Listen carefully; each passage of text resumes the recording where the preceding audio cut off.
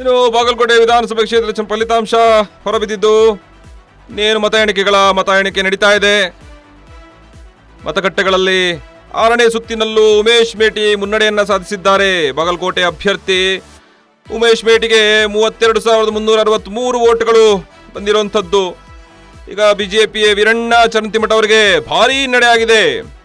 ನೋಡಿ, ಚುನಾವಣೆ ಫಲಿತಾಂಶದಲ್ಲಿ ಒಂದು ಸಂಚಲನ ರೂಪಿಸುವಂತಹ ಕಾರ್ಯ ನಡೀತಾ ಇದೆ. ಯಾಕಂದ್ರೆ ಈಗ ಭಾರಿ ಕುತೂಹಲ ಕೆರಳಿಸಿರುವಂತಹ ಈಗ ಬೈ ಎಲೆಕ್ಷನ್ ಫಲಿತಾಂಶ.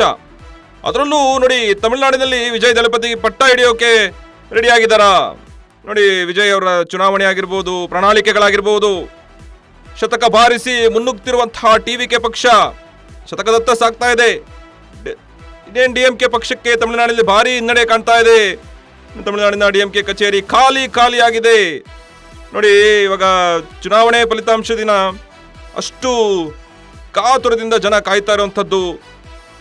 ನಮ್ಮ ನಾಯಕ ಯಾರಾಗಬೇಕು, ಯಾವ ರೀತಿ ಅಭಿವೃದ್ಧಿಗಳಾಗಬೇಕು ಅನ್ನೋದು ಮನಸ್ಸಲ್ಲಿ ಇಟ್ಕೊಂಡು ಚುನಾವಣೆಯನ್ನು ಮಾಡಿದ್ರು. ಅದೇ ರೀತಿ ಈಗ ಬೈ ಎಲೆಕ್ಷನ್ ಕೂಡ ನೋಡಿ, ದಾವಣಗೆರೆ ಕ್ಷೇತ್ರದಲ್ಲಿ ಶಾಮುಂದ್ರ ಸಮರ್ಥ ಹಿನ್ನಡೆಯನ್ನು ಕಾಣ್ತಾ ಇದೆ.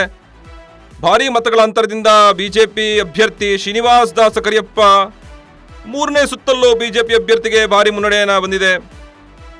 ಈ ಕುತೂಹಲ ನಿಜಕ್ಕೂ ನೋಡಿ, ಬೈ ಎಲೆಕ್ಷನ್ ರಿಸಲ್ಟ್ ಅನ್ನೋದು ಎಷ್ಟೋ ದಿನದಿಂದ ಕಾಯ್ತಾ ಇದ್ದಂಥದ್ದು.